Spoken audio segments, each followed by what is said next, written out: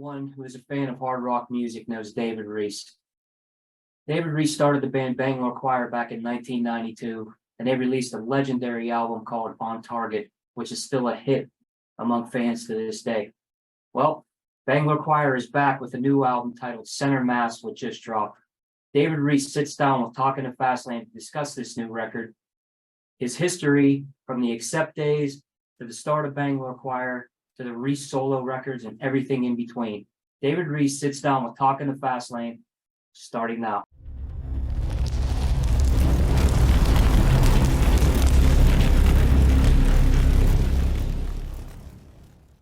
Your album is fantastic, man. Thank you. Thank you. You know, it's weird. I'm doing Iron Allies with Herman Frank, and I recorded Bangalore sometime last year. I don't even remember when. And the label called me and said, we're putting it out July 7th. And I'm like, what? It kind of slipped my mind.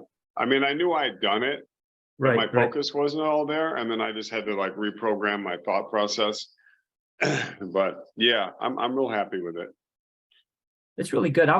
What's nice is when you get a notification, from the media that says something's coming out, and I was pleasantly surprised. I was like, all right.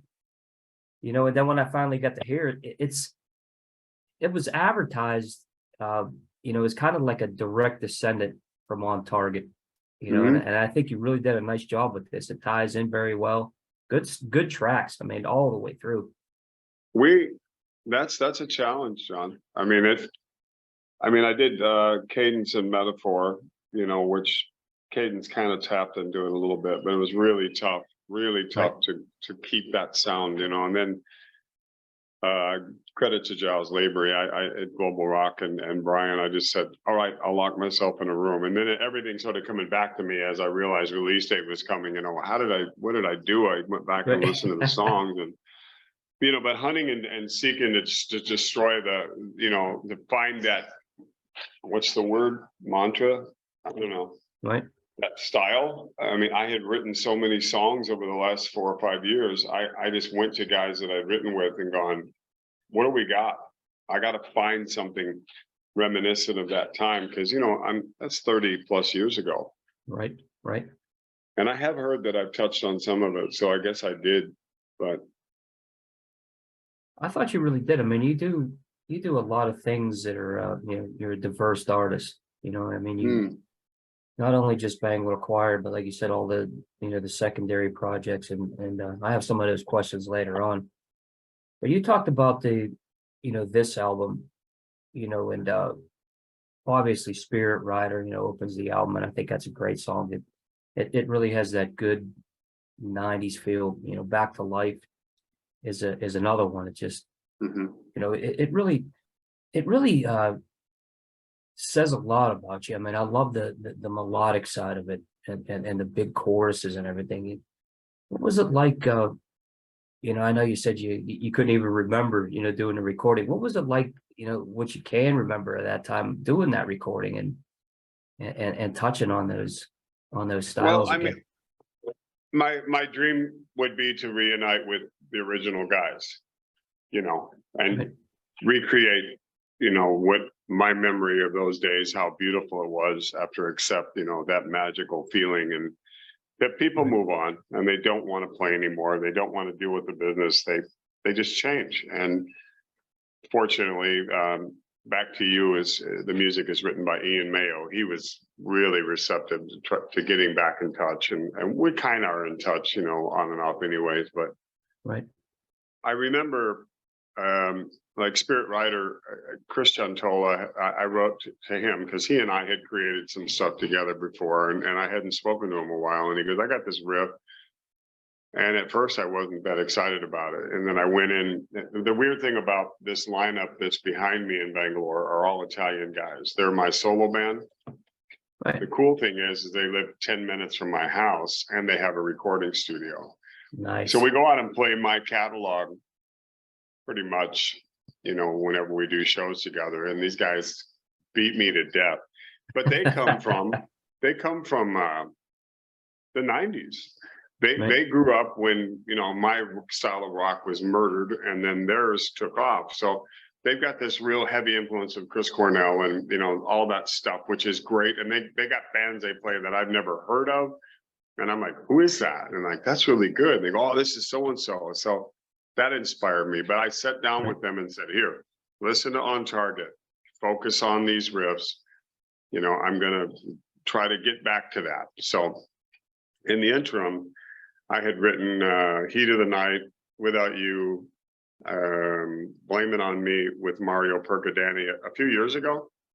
Right. And we had kind of a thing in our head called the RPG group, the Reece Percadani group. And we went over to England and played a couple of gigs. It didn't really work, but Mario and I worked together all the time. And I called him and I said, hey man, those songs are laying there dormant. They need to be on this record. They're perfect for it. Right. And he said, okay, come over to the studio. So we cranked him up and listened. I said, yeah. And then he goes, you know, I've got this song that I wrote for Johnny Gioeli when I was in Hardline. And I think he had the title Back to Life. I can't remember, but right. He said, Johnny didn't like it. And as soon as he played the music, I go, that's it. That's you know, Angel in Black, that's it. Right. Back to Life was my first choice on the first song on the album. I didn't pick the running order. Right. And so that all fell together. And then I'm really good friends with Jimmy Bell from Alcatraz. Jimmy and I have known each other for decades. So I called him and he was all on board. Of course, Ian, and then Martin Cronland, who I've worked with. I Just Want to Love You, the piano one. I mean, that was perfect in the music. And so it all started kind of coming together quick, you know, when I got my head into it. Of course, I was really unsure, John, if it was going to work.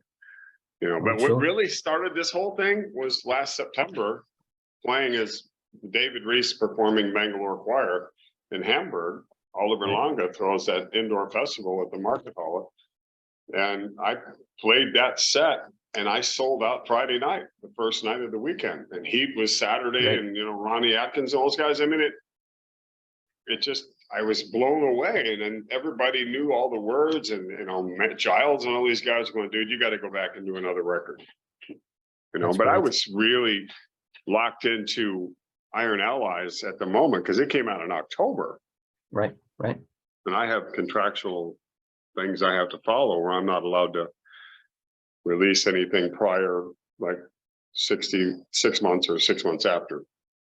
Right. So I went right in and started recording, and I already had vocal tracks that I liked. I fixed a few on those tracks with Mario. But I got to say, the band that I'm playing with, Niccolo Savinelli is the guitarist. Riccardo Di Morosi is the bass player and the producer. His studio is right here in town. And Nelo Savinelli, weirdly enough, is now the new drummer in Iron Allies because sadly, Francesco Giovino had to retire for a period of time due to family issues. So we had shows booked, Iron Allies, and I contacted every major cat that I knew. And I heard a voice in the back of my head going, call Nelo. But I didn't know because he was more new metal if he would fit what we were doing. Right. But then I realized he had played on like 4 or 5 of the demos for Iron Allies, and I just threw it at Herman and I said, this guy can do it. And he learned the record in like 2 days and did a fabulous job. So I can't say enough about how great this band is. That guitar player, Niccolo Savinelli, I mean, if you notice his guitar work, he's ridiculous. You know, he's a jewel. They both are. The two brothers are both brilliant. You know, that's nice when you have those ties. I mean, you're playing together with those guys and like you said, having a studio that close, you know, that has to be comfortable for you as an artist. I mean, for all the things that aren't comfortable, you finally have one, you know, that is comfortable. I mean, I've worked with Mario at his studio, Tans of Music, for years. I think I did that Sinners album that you're wearing the shirt of at his studio. Right. But, you know, when the pandemic happened, I was had finished Cacophony of Souls, which I did all the vocals at Mario's studio. And I was going back that week to do touch-ups or something. And he called me that night and said, don't come. They've shut down the city.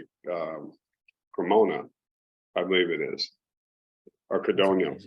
And that's where the pandemic literally flew out of. that little village, 30 minutes from my house. I thought it was a bomb. And he goes, I don't know what it is, but you can't cross the bridge, the river to my house. And that week I lost 40 shows for the year of 2020 to promote that record. Right. And I just come off that tour with UDO Steel Factory doing the solo thing. So it really opened a lot of doors for me for touring, and then boom, slammed it shut. I quit answering my emails. I couldn't deal with it. It was just like cancel, cancel, cancel, cancel, you know. So pardon me, I'm getting pop-ups on my phone. But yeah, that's how this all came into fruition. I think I got pretty close. I mean, it seems that journalists really like it, and the fans really like it. Center mass. I mean, my original art concept on the record is kind of funny. I envisioned a woman, her breast and her body opened up and her heart exposed with a reticle, you know, from a scope on her heart. And the artist that I was working with, Hugh, started sending me real autopsy photos, and he just he just imposed you know, the scope on it. I'm like, whoa, this is like a death metal cover. This is not working. Right, it's definitely not it. Yeah, I got death metal written. I was like, no, this is like decapitated or goat horse or something. It's not going to work. Right. So Hugh came up with the Blue Lady, you know, kind of going back to On Target, riding the bomb, and you know, with the pistol and the scope. Great cover. It's going to make a cool T-shirt. I mean, everybody that's bought the CDs going, there's a shirt of this? I want to wear it. I'm like, I think I better buy some shirts. But we got shows coming up in, we did have, I think we do have September still. I'm still waiting on confirmation, but excellent. January, May, April, Blaze Bailey and I are going to do some shows together. So he's back on his feet. He's healthy again. Great to hear. Great to hear. Yeah. So that we are going to tour the record. That's fantastic. You know, you mentioned. Can I mention? Yeah. Can I say one thing before I forget? On those live tracks that are on Center Mass, the second guitarist that's on that, his name is Eric Uris. I needed another guitar player. It's a 2-guitar kind of thing, and I met him through Mike Peason, who's the rhythm player for Iron Allies. They live in the same town. And he came in and played that live show, and we recorded that stuff because the sound man is Saxon's sound man, and asked me right after sound check, you want to record the show tonight? I said, yeah, how much? And he told me. I said, okay, record it. But I got to give kudos to Eric. He plays in Crystal Viper. He's their guitar player. Oh, nice. Okay. Eric's a great talent as well. So that's a good band. That's a good band, really good band. And you know, you mentioned those live tracks, you know, the ones that you did and you put on the back half of this one. I loved what you guys did. I mean, the sound, it almost sounded like you know, if you didn't see that was recorded when it was, you would think, hey, this is back from the day. You know, it sounded that good. Very impressive. Jackie LeMan. I mean, he's one of the greatest sound men out there. That's why Saxon has them. I mean, those are all separate tracks right off the board, and the microphones out front and from mic'd on stage. And, you know, we rehearsed intensely, this band. And that's one thing I was saying earlier. They kick my ass. I'll go to rehearsal, and they've been there and played the set at least 2 times. It's an hour and a half. And then I'll go there and sing it for 90 minutes because you got to save the voice. And then I'll say, well, what are you guys going to do later? And they'll be like, we're going to run it a few more times. And, you know, they're younger, so they're really good at, they can pick sounds off of like On Target. You know, they can lift sample. They have all this technology, you know, to put in the mix that I didn't know anything about. So when we play live, it's not all backing tracks. There are some harmonies that we use because it's 5-part stuff. But Nalo is like a genius for that crap. So I said, and live, it really just opens it up, you know. It really does. It sounds good on there. And you did a cool cover on this one, Love Hurts, Nazareth. And I really like that because it's, you know, you kept to the you know, the regular form of the song, that, you know, you kept it that style, but it's a little heavier now, and it comes off very well. Double tempo. I mean, I think it's 40 BPM. I kicked it up to 80, and that wasn't my idea. That was a friend of mine named Bryn Arns from Minnesota. I'm a big Dan McCafferty fan, and we lost him a few years ago. So that's kind of my tribute to him. That song is really hard to sing. And I had tracked a couple of tracks that day, and I'd gotten my voice fried enough that I looked at Ricardo. I said, let's do Love Hurts. He goes, are you sure you can sing that high right now? I said, yeah. And I think we did it in one take. So that's really that's me cool. just being at the end of my voice and saying that's what it's going to take. Right. So yeah, it's a great song. I mean, I agree. That comes off very well to him. And like I said, I like the way you did it. And got a kind of a Billy Idol groove to it, you know, that up right. Right. I like that. Yeah. I really like what you did. I definitely did. And it's you know, what I wanted to ask you, David, is with the success of On Target that you had, you know, obviously it's an iconic album, you know, at least in this genre and in the people that I know. I mean, we all love it, you know, and I remember when I first heard it.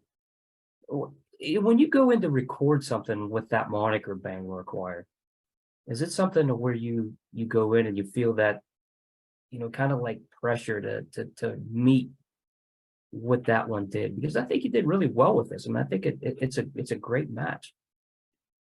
Well, I mean, the one pressure is, can I sing like that anymore? Thankfully, I can still hold up. I try to take care of myself,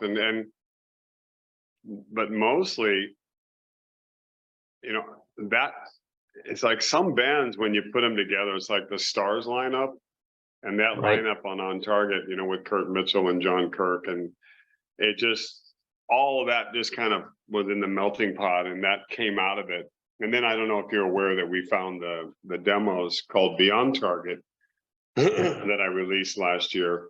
That were being held hostage by a former member that was let go, that was actually stolen from a safe in the studio, which was called Rumbo, where they did Appetite for Destruction. And actually, Captain and Tennille owned the place, and place is famous. Oh, wow, that's cool. Yeah, but he went in and said, Dave told me to pick up the masters and take them home. And the guy's like, sure, go ahead. You know, they're in the safe. Well, then I come to find out that he's wanting to sell them. And I'm like, I'm not paying you for my stuff. So we finally got it. And I realized there were so many from that era of songs that I really preferred to put on Target that the record company fought me on. Right. But at least they got their day, you know. So exactly. But you know, you sit around with guys like Steve Plunkett from Autograph. You know, you got Jon Bon Jovi and Aldo. I go down to the studio and they're sitting there, and you know, they've got 4 or 5 songs and they got Doing the Dance, and I'm like, I'm sitting in the room of greatness. And it doesn't hurt to have a Bon Jovi song on a record when he's doing Young Gun's soundtrack at the time. Exactly. I thought this will help with promotion. And then Loaded Gun, you know, was a hit as far as hits could go during that time period. I think we were most added to radio on Radio Day. 112 stations picked up that song in one day. That's great to hear. Yeah, and I play that song live to this day. And I mean, I'll play it in Bulgaria or anywhere around Europe or the UK, and everybody's singing, whoa, your love is like a love. I mean, it's funny because when we did Firefest in 2010, we recorded that show with Kurt on stage, who I hadn't seen for 19 years. We just played a live gig, and Danny on bass. So when the curtain dropped and we started playing, I thought the place was dead because we were down in like a cave in the dressing room. But when that curtain dropped, there was a sold out room. And from the first song, they sang every song with me to the end. And it was bliss, one of the best gigs of my life. And I had many people say, I've been waiting 19 years for this. Where have you been? So yeah, the album had an impact here anyway. It definitely does. It still to this day. And, you know, I remember, and I have this in my questions here, was the first time that, you know, I still remember my dad went into one of the stores, and I was sitting out in the car listening to the radio. And normally the big radio stations don't reach out and actually play stuff, you know, like Bangalore Choir. They play like the Bon Jovis and stuff like that. But I'll never forget sitting in that car and Angel in Black kicked in. WDVE here in Pittsburgh. And I was like, oh man, they nice. finally, took the step and played that song. And I think that says so much about how, relevant that album was and what it did, Yeah, back then. It's still making waves. it's weird, isn't it? I mean, my career is notorious for, let's say, Eat the Heat with Accept. Everybody hated my guts or they loved me. There was no middle. The UDO tour I did, people that literally despised me had bought the reissue remaster were bringing Eat the Heat to all the shows and having me sign it, saying, I'm sorry, I love it now more than I ever did. It's one of the greatest albums that they did. And Bangalore Choir. And they would hand that to me and say, and they were original pressings. Some of them were even wrapped in cellophane, and I signed the plastic because they had bought multiple copies. And it's weird because if a record has legs 30 plus years later, it does say something, It really does. even better late than never. Hey, if it stays that long, that says a ton about you as an artist and about, the impact that made. And if you make that kind of impact for so long, I think that's really cool. That's something that's a statement about you and what you guys did. You can overdo it, you can oversaturate yourself, but I'm an artist in the business of music. And when somebody offers me a project and I think the songs are good, I'll record and write to it because I've got to feed my family and I want to sing. Right. So some stuff I'm not so fond of, some stuff I love, other people don't like. It's subjective, but I appreciate the compliment. But it's not all because of me. Trust me, there's that whole melting pot of guys on Target that built that deserve as much credit as myself. I have to be humble about it. And I miss Kurt to this day.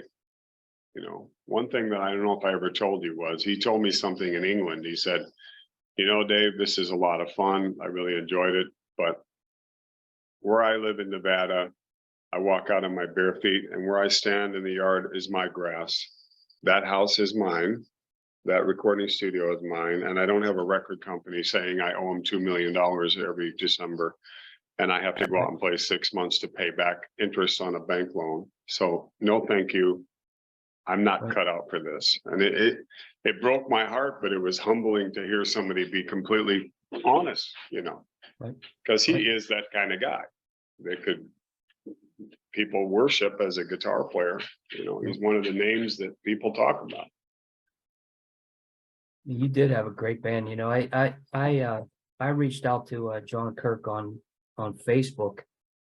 I think this was maybe 2 or 3 years ago, and I had him on my live show to discuss, Razor Maid and Bangalore Choir, and it was really cool to hear the stories and how much that album meant to him, and it was one of those things where, I always loved a band like Razor Maid, because those guys, great band, never got the recognition they deserved, and it kind of went into Bangalore Choir. And well, he brought Kurt Mitchell in to the band. I mean, John was the first guitar player. Right. We found him at GIT, and he was living in a studio apartment with a Murphy bed. And walk across Hollywood Boulevard to GIT. Found him. We tried out a gazillion guitar players from that school. None of it was all. Everybody wanted to be Paul Gilbert or Steve Vai. And I'm not. I admire their playing, but that's not what it was. And then he said, "Well, I don't know why I'm wasting my breath. Let's call Kurt, from Razor Maid." And when he walked into the room, I was like, it was jaw dropping. And they had played together, and they were like a Thin Lizzy kind of tight double guitar unit. They knew they fed off each other. Right. Not saying that they got along and really loved each other, but they played well together. I mean, there was always, with every band, there's this weird dichotomy and thing in a rock and roll band. It's a bizarre animal, but it worked. No doubt. You talked about the Eat the Heat album, Accept, and I know myself and my friend Doug, that's my friend Doug's favorite Accept album. He, if I post anything about it right away, he's all over it. But, tell us about that stint in Accept. I mean, obviously you had to take over after, Udo, and obviously he was the guy that, you know, was the one that the fans kind of focused to. They knew him as the front man, and they brought you in. And it was a different Accept album, but it was a great album too, because you brought your your piece to it. You put your stamp on it. And I love songs like Love Sensation and Prisoner is one of my favorites. I mean, tell us about that, when you went into Accept, because that obviously wasn't a long enough stint, I think, for you to really It's put one that of those stamp on, magical things that happen with music. I was homeless in LA and living on the floor in Santa Monica with a friend of mine named Lucy Forbes. She let me stay there. I had recorded a bunch of demos with Mitch Perry, the guitar player. Okay. Yeah. That went nowhere. No record company touched it. I had enough, packed my knapsack and just jumped on a Greyhound and went back to Colorado where my family lived, but had left that cassette of those songs at her place. And Dieter Dirks, the producer of the Scorpions, who did Eat the Heat, Nice. Showed up a few days after I left, and he goes, "I'm in a real bad way. This guy we have is called Robert Armitage is not working with Accept. We're changing singers. Do you know anybody?" She goes, "Yeah, this guy," and handed him the cassette. He put it in. He goes, "That's him. Where is he?" She goes, "I have no idea." Somehow they found my mother's phone number, then got my phone number in a big log cabin I was living in the mountains. And I got a phone call from Wolf Hoffman in the middle of a snowy mountain night, and I was like, "This isn't Wolf Hoffman. This is a joke." A few weeks later, I'm on a plane to Dusseldorf. And I literally, when I walked in, I was like, "Oh, cool. I get to meet the Scorpions," because they were doing Savage Amusement. I was such a fan boy, right? So the next morning with jet lag, I hadn't slept at all. I was so excited. And because I covered Restless and Wild and Balls and stuff like that in clubs. And, I knew the band pretty well. I wasn't an avid, rabid fan, but I liked the band a lot. And Peter Baltus woke me up and said, "Let's go." And I'm like, "Where are we going?" He goes, "To the studio." And I'm like, "Yes, the Scorpions." Right. I walk in and there's Rudolph and I think Dieter and Klaus kind of having a serious meeting. And I'm like, "Hey, man." And they just looked at me like I was an alien. And Peter walked me directly into a basement studio with a 24-track machine, 2-inch tape, with a 58 mic. And then there was a title called Love Sensation. And he said, "Sing something." He played me the music and I said, "What?" And he said, "Let's start." And I'm like, what? And so I just started scribbling words and singing the idea with him. And we would demo and demo and demo for days. And the band would separately come in at night and listen to what I did, And then it was probably a 6-week audition total. Right. And at the same time, Udo was doing Mean Machine right next door to us. And I can say nothing but great things about him. He shook my hand, he was totally cool with me. And I'm like, wow, this guy should hate my guts. But they had written, I think Animal House was going to be the new Accept album. They just gave it to him. And then Mean Machine, he had a new lineup with my great friend Andy Susamil on guitar. That's how I met Andy. But no, it was not an easy process because, I was singing in club bands for years. And when you do club bands, you try to sound like everybody else because you're covering their song. Dieter Dirks said to me, he goes, "You can really sing, but you don't know what your voice is yet. That's my job." And we would literally work, when we got into production, it was from 1 o'clock in the afternoon till 1 a.m. every day. And you get pretty bulletproof as a singer. You reach your highs and lows and mentality, especially psychologically. He was really good at breaking me down. And, I didn't really have a harmonic ear, singing harmonies. He had a little Casio keyboard and he played melody ideas for the verse. And I tried to imitate it, but I'd always sing wrong keys and stuff. And it was hard on him too, but he really kicked me in the sack to be the singer I am. So I don't have that range now. Years later that I did, I can still do some of those I can do Hellhammer, I can do D-Train, and but I don't know if I could do it 30 shows in a row like I did with Accept. But Right. I would not be speaking to you, John, if it hadn't been for Eat the Heat. That put me on the map, good and bad. So I'm grateful for the experience. Well, my album was a great album, and Yeah. it was one of those things where you had the album and then the tour, and then everything just fell apart. What happened there, man? What was the? Well, I'm an alcoholic. I'm sober now for years. Took a long time to kick that.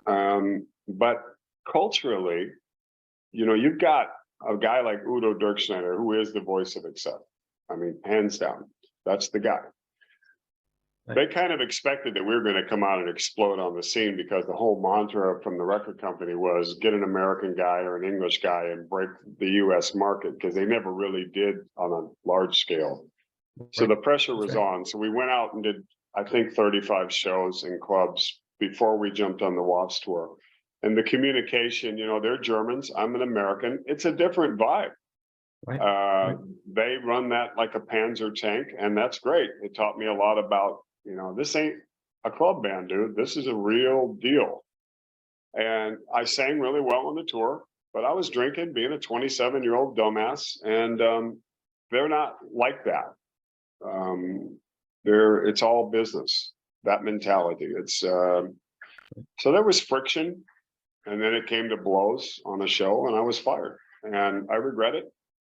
I've mended that fence, so to speak, Right. with the guy in the band that it happened with. But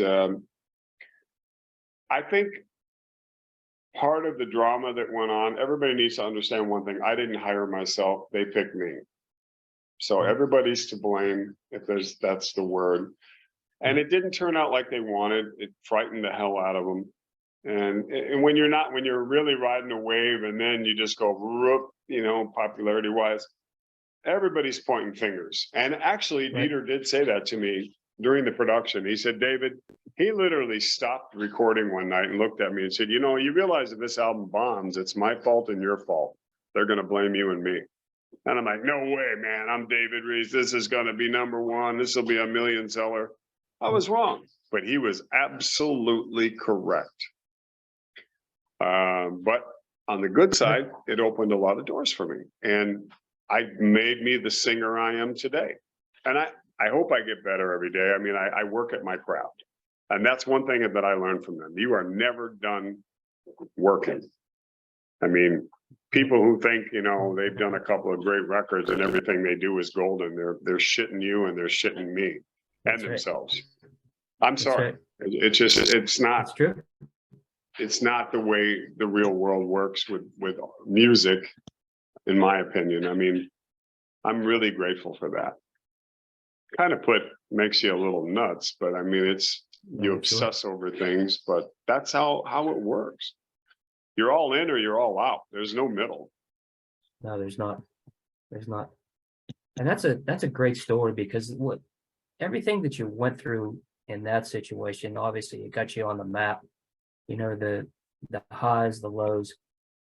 But what that did was bring together this great band we call Bangalore Choir in that situation. And I think you had to be really hungry after that, to get in there. And when you formed that band, you guys were on fire, and we knew it as fans. 9 shows in LA over a course of about a year. We had an offer from every major label in Hollywood. I mean, we hit the ground hard. I had momentum with my name. I had US fans. People knew who I was. I went right into Stevie Nicks' world, because our manager was her personal manager. And then Howard Kaufman was the big manager who had Whitesnake, Hart, Henley. Irving Azoff was the president of Giant Records. So that doesn't hurt, his story. So it all came together really, really, really fast. And I wouldn't say too fast, because that's how it goes. You grab the bull by the horns, and if you get bucked off, you get bucked off. Right. That's how I look at it. But you have to have a great album. I had a great album to back it up. Right. If if you look back to David on this on Bangalore Choir, and obviously that On Target, album, which was amazing. Like we always say, I kind of wish, and I'm sure you feel the same way, that came out 5 years before. You know what I mean? Because Yep. this thing would have, it would have taken you guys to, God only knows the heights. And then that grunge era hit, kind of knocked it out. Yeah, kicked us all in the head. And I mean, I've talked about this the other night on another podcast. I was standing in a kitchen at a pool party with Janie Lane, Stephen Piercy. All of us were just standing there going, now what are we going to do? I mean, these guys had sold 6 million, 10 million, and nobody was talking to us. I mean, it was like 2 weeks before everything was flying, and then 2 weeks later, I wasn't even allowed in the office. It was like, get a day job, go home, it's over, dude. But I always felt that the grunge movement was kind of a temporary stint, a bump in the road, which turned out to be some great things came out of it. And ironically now, like in Italy, my stepsons are huge Pearl Jam fans, Nirvana fans. It's kind of recycling again. It's coming back here. Right. So there is a lot of truth to that music that they did. I mean, brilliant stuff. Audio Slave, who I'm a huge fan of, Chris Cornell anyways, and Chester Bennington, all those guys. But it was a gut punch. I mean, Dokken was playing for 50 people. I mean, all of us were going. I actually bailed. I tried to do Circle of Silence and add a little of that Sabbathy grunge thing in, but everybody knows it. Janie tried to do it. The fans knew it, and it failed. So I bailed. I literally said, I'm done. I had my run, and for 9 years, I didn't do anything. And then I got MySpace, and I got a page. I was cowboying in Montana, being a rancher, hunting and fishing, living my life, but I still missed rock and roll. And that day that I signed up, I was inundated with where are yous? You want to join my band? I mean, it was weird. And then I jumped into Sweden, and here we are again. That was like 2003 or something. So 20 years now I've been kicking it. So that's good. I mean, those highs and lows, obviously with anybody, any artist, obviously is what makes you who you are. I mean, you have that love in the beginning, obviously, and you always have that passion.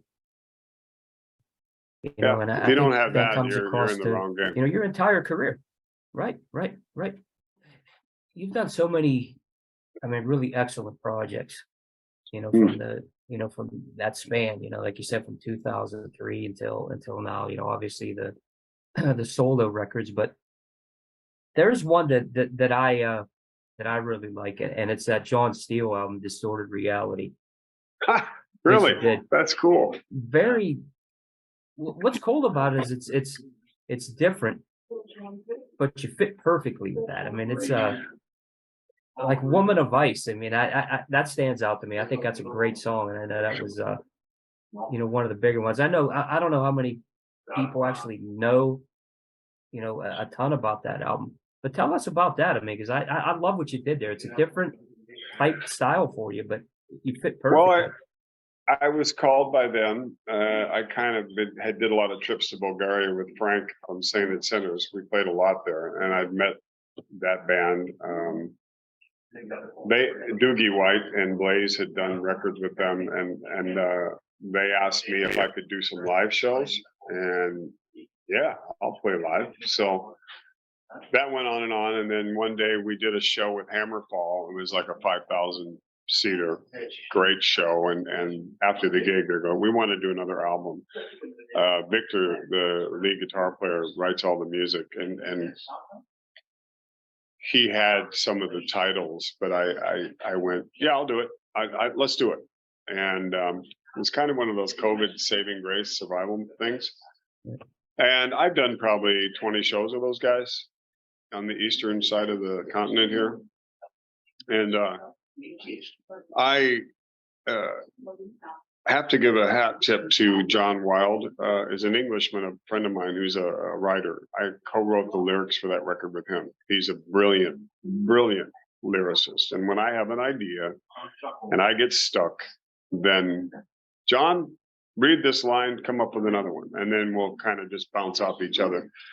They're more of a progressive metal thing, I would say, Iron Maidenish, rainbowish kind of thing. I was going to play a gig with them July 8th, but because I had played a show with Iron Allies like 2 weeks before the politics of Bulgaria, they said no. So Doogie went and did the gig. I wish them great success. I guess the album did pretty well compared to their others. I don't know if I'll continue working with them, but I have nothing but good things to say about them and the Bulgarian people. Bulgaria is a gas, man. I mean, here's a country that has nothing. Right. But music is like religion, man. I mean, Deep Purple, Rainbow, Uriah Heep. I mean, that's one of your stopovers, man, because your audiences are huge and they just love it. I mean, they go ape shit. So yeah, Woman of Ice was a cool one. I actually was working on that. I was living in London at the time, doing a day job, remodeling houses with the drummer from that band, Jivadar. Oh, that's cool. And I was kind of writing in my bedroom, staying at his house every night with John to finish that. And then I went over to Bulgaria and recorded in like a Russian style 1970s era studio with equipment that I'd never even heard of. I don't know how it turned out as good as it did. I mean, we had equipment with cables with tape holding together. I mean, it was really low level quality, but I mean, that's the kind of guys they are because they grew up in communism. It's free now. Right. And when they've got something that's what they've got, they make the best of it. You know? That's cool. That album did come out really well, man. It's a great listen. All the way through, and that's something that's, like I said, I mean, it shows your diversity too as an artist. Well, I played with him, and I kind of knew from Victor, what he was as a guitar player. Because after doing enough live gigs with him, I kind of knew what he was looking for. Black Demon, Woman of Ice, Distorted Reality, Dante's Inferno. I mean, it kind of made sense to me, so it kind of just flowed. And then tracking it, I think I did the record in 5 days. I mean, it was pretty cool. We talk about your career, and the ups and downs and the things you went through. And when you do something now, whether it be, recording or composing, is it easier for you now? Or is it something that you go in and you kind of have that expectation? You say, man, I need to top this. I wouldn't say it's easier that way. The only way that it's easier to do is if you consistently work at it day by day. Sing every day, write every day. Even if it's garbage, if you apply yourself to the craft, that makes it a little more liquid. I don't have that terror of a writer's block like some of my friends, because I won't let myself go in that space. I mean, I try to make an effort. Like if I have an idea, I'm not going to say, well, I'll wake up and remember it tomorrow, because I won't. Number one, I'll sing it in my phone for the nighttime pee at 3 a.m. Wake up and go, what is that? And then, that's it. I'm serious. And then, that 2 a.m., 3 a.m., I got to go pee, or I'm going to do it in the bed, that thing. And then while I'm awakening, I got this melody blowing. I always explain my head is like a box of squirrels storing nuts. It's weird. It's like, it's kind of nutty. It's hard to sleep sometimes. So I'll record it, come down here, and I'm very lucid in the morning. My family, we get up early. I'm an early to bed, early to rise guy. Put on your hat and advertise kind of person. So I find that my brain, before the influx of the negativity of social media and emails and those things that I have to do set in, that 2 or 3 hours is my best creative time. Everybody's kind of wiping their eyes here, going to work. My son's a policeman. My other son is a doctor, or trying to be a doctor. My wife's got a job, and I'm here alone going, okay, make the most of it. And then I start singing about 9 o'clock. to keep the voice alive. Right. Because I'm going to be 63 years old in August. Wow. You know, I'm not a spring chicken, so you got to keep that muscle working. You know, Keep it moving. look at Mick Jagger. I mean, the guy's fucking freak. It's amazing. The guy's got a semi-trailer that's a gymnasium that he does one workout session of dance, then he does a workout session of calisthenics and weights, and then he does a 3-hour show. He's 80 something years old. I mean, it can be done. Bruce Dickinson, there's another freak of nature. Right. And you're right there with him, man. I mean, you still sound great. I mean, but it's you know, to be able to do what you do and be at this level, you know, it says a lot about, you know, your passion, your drive, and what else am I going to do? I mean, yeah, that's I mean, I could go back to ranching and get my head kicked in by a bull or a horse and you know, freeze to death, 60 below in Montana, and I love it, you know, but there's this weird emptiness in my heart of music that's part of my DNA, that if I'm not doing it, I'm not really complete.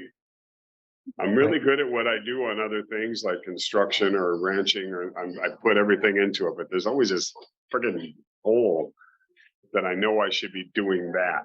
But you got to put beans on the table, brother. And sometimes with the ups and downs, you know, okay, nobody gives a crap about me anymore, and I heard this could happen, so I better put my rifle down and you know, jump in the truck and go pull a trailer and go work 15 hours, and you know, going, why me? I could sit and cry about it like some guys do, but I'm not that kind of guy. I refuse. And the one thing, if any advice that I can give any of you artists out there, the easiest and hardest thing to say is no. When I learned how to say no, my life improved. You know, managers, lawyers, if you disagree and that doesn't feel right here, don't do it. And it's hard to do, because when you're in that big office with all the cigars and the money and the nice cars and the chicks and the drugs and everybody kissing your rear end and telling you how great you're going to be and how rich you're going to be, you know, it's pretty hard not to fall into that, you know, and then you better be prepared for the parachute not to open. Right. And when you make those choices and you agree to those guys who've had this 30-year successful career, not everything they put their stamp on sells, and you don't think it's a good idea, say no. And you'll be amazed at how they come back. 99% of the time, they'll say, well, okay, Mr. Reece, what can we do to meet in the middle here? And I looked at myself in the mirror. I said, is that how easy it is? What an asshole I've been. I should have stood up and fought for things so much harder. But I was frightened. I didn't want to lose my status. I worked hard to get there. Yeah. I see a lot of guys that don't put in half the energy of a lot of my friends and myself, who are way far ahead of me, that frankly, I don't think deserve to have the position that they're in. They're in it. Maybe they're smarter than me in some aspects, but some people get it. Some people don't. That's great that you put it that way. I mean, that's very good insight. And I mean, I had a lot of years to think it over. I've had a lot of sleepless nights going, oh, why did I say that? What? Oh, God. And then, you know, run into a bottle or, you know, some kind of dope, you know, thinking, oh, that's going to make it work and relax. It's a lie, man. It makes it worse. It increases the anxiety. It increases the behavior problems. It just, you know, one day I just said, that's it. You know, and I've been a better person for the last 5 years. My thing was alcohol. And that's the weirdest thing about alcohol, because I didn't drink when I joined Accept. And when I joined Accept, Dieter and I, you know, I would literally get physically ill from drinking. And then after 6 months of recording with that guy, I was a Olympic medalist. I mean, I could drink 2 bottles of scotch and drink 15 beers and be like, let's do another track. You know, it was. Wow. Yep. You build up that stamina for that. Yeah, man. Look out, man. I could have done a movie about it. You know, it was like but if you knew me before, and then when wow. I mean, then the bad thing is it gets you. And then you're day drinking, writing songs. You know, your wife's looking at you like, how much have you had to drink today? I don't know. You know, it goes from 3 o'clock down to 11 o'clock, then 9 o'clock. And then, you know, before a show, during the show, after the show, in the band, in the bus. I mean, after a while, you go, listen to that live recording. Man, you don't sound so good. Then you get sober and you go, wow, I can actually sing. Right. It changes everything. Mm-hmm. You know, we talk about those stories, you know, and you know, how things happen and the ups and downs and everything. And, you know, when you look back at your career, what do you want the legacy of David Reece to be? Is this something you ever thought of even? You know, I know it's coming to an end. You can't do this forever. I just hope that people like you who talk about a record that's 30 something years old, who say the kind words, that I know that I left something behind, because you can't take it with you. Right. I have a solo album in the can right now that I'm really excited about, but frankly, nobody's interested in buying it right now. So I'm sitting on that. I'm actually going to go to the United States in October and do a covers thing called The Spirit of 76. Well, we'll play that Nazareth song you talked about. We'll do a lot of tributes to the 70s artists that we all grew up on, because touring right now is kind of at a standstill.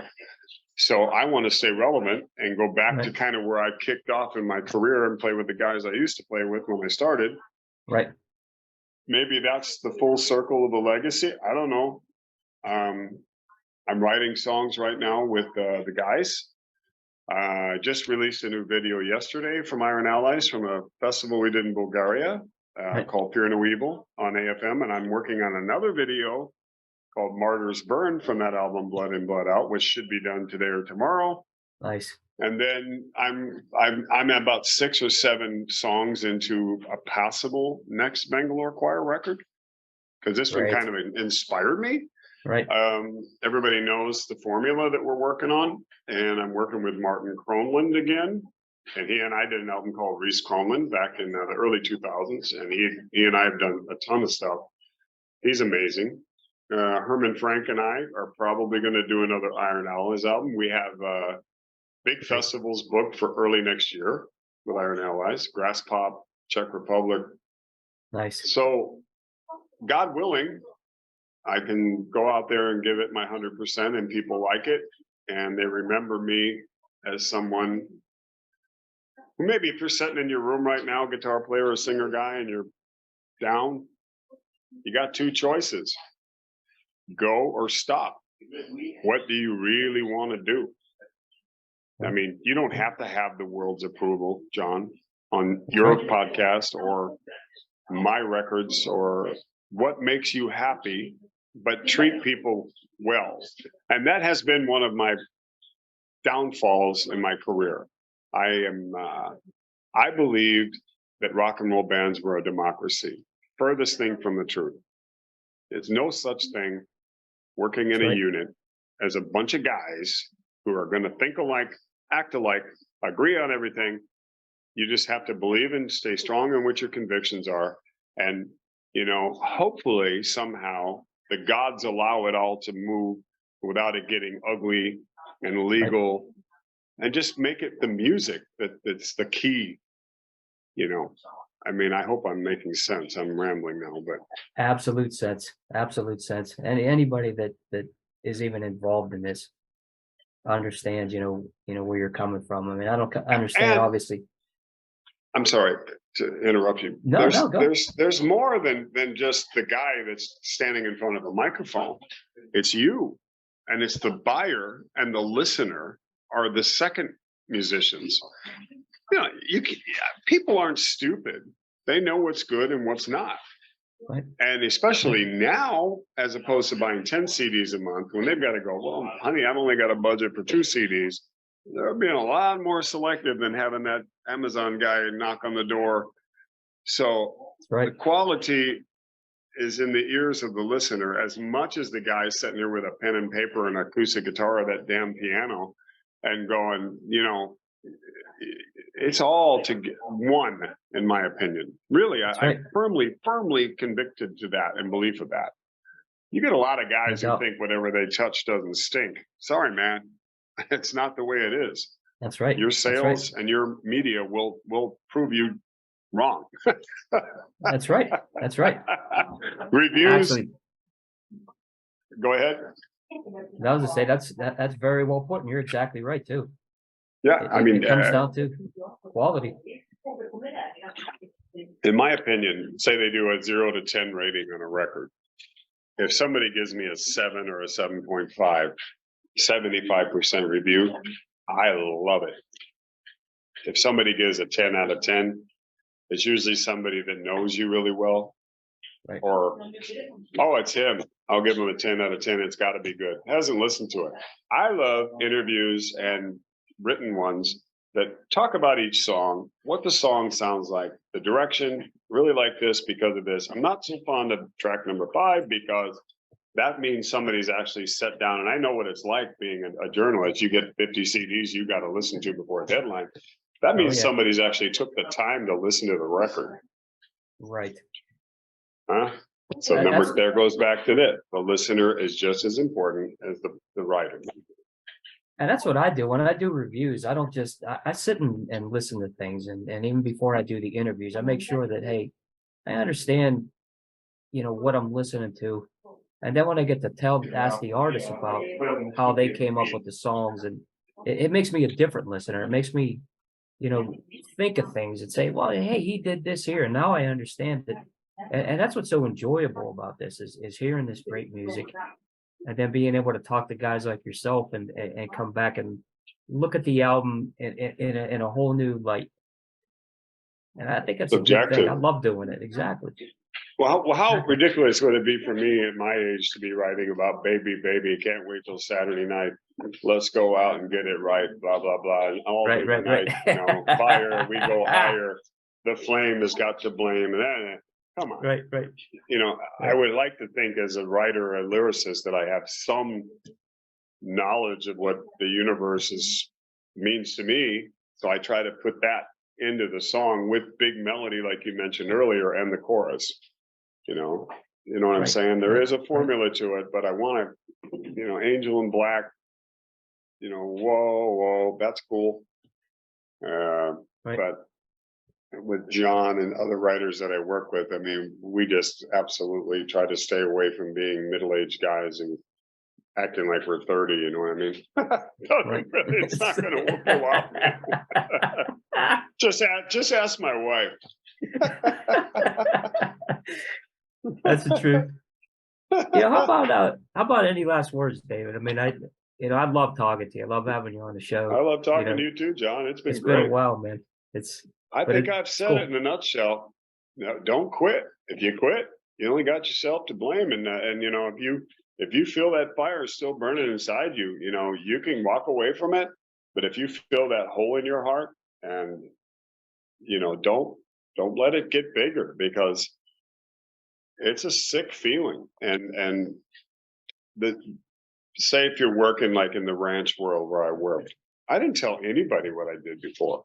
They had MySpace, and one day I walked in and my boss's wife had all these photos printed off the internet going, what in the hell is this? And I was kind of embarrassed. I was like, yeah, that's what I used to do. And she's like, what? And I'm like, what are you doing this for? I said, didn't work out. You got to go back, man. I'm like, to what? She was kind of right, but don't, you know, even if you're playing cover songs and you want to, you know, go play your guitar or go sing for an audience and there's 10 people, do it. Give it everything you got. Doesn't matter if it's 10,000 people or 10. My stepson's playing guitar now. I asked him to play in one of my next records I do. And he just looked at me with eyes that big, like, yeah, we'll sit through it. We'll get you through the tracking. And you can say, yeah, I played on my stepdad's record. Huh? That is really cool. Yeah. That's all I got to say. I don't know what to say. It's just thank you. Thank you to everybody. Thank you, Jon.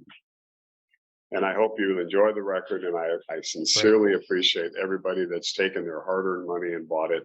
And I implore you to buy physical, who's ever watching, because we're heading into really uncharted territory with this digital age. And if you can afford it, do it.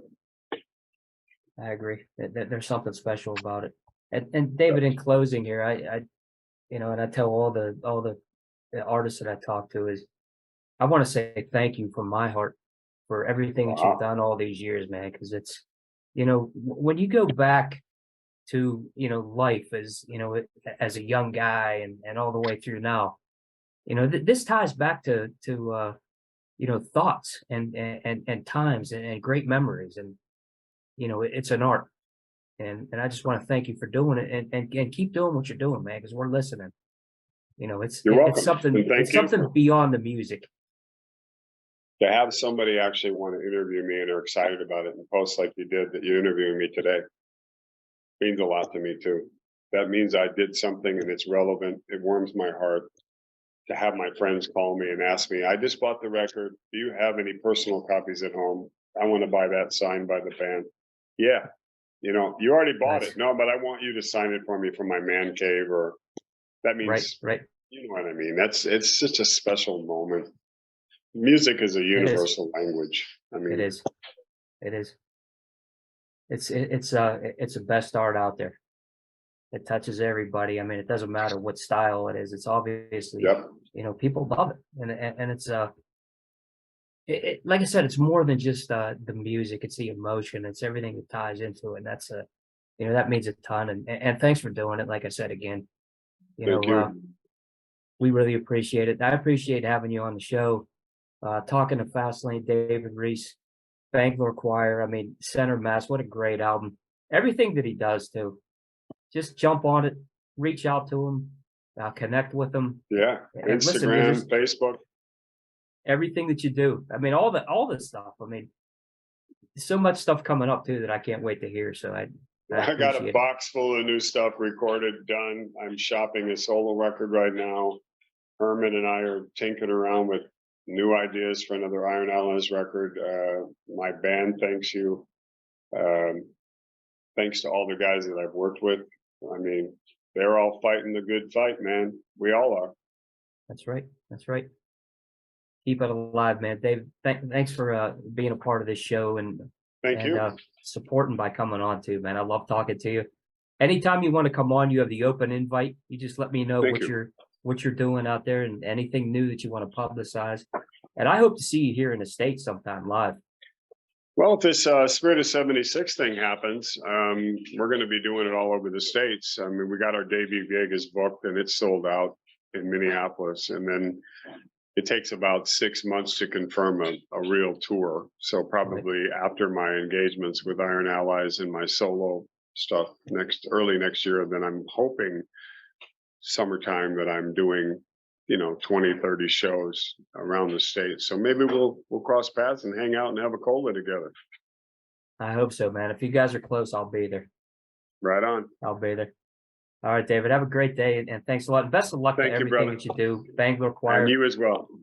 I appreciate it. Thanks, man.